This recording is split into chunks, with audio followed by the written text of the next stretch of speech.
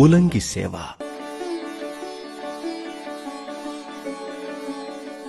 వివిధాలు, విచిత్రాలు, సుగంధాలు, రమణీయాలైన పుష్పమాలలతో శ్రీవారికి వస్త్ర రూపంగా, ఉత్తరీయ రూపంగా, ఆభరణ రూపంగా, కిరీట రూపంగా, శంఖచక్ర రూపంగా శ్రీవారి తిరుమేనును అంతటా పుష్పమయంగా అందంగా అలంకరిస్తారు.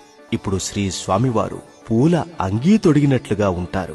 కోటి రెట్ల సౌందర్యంతో సాక్షాత్తు మన్మథాకారునిగా దర్శనమిస్తారు మనకు.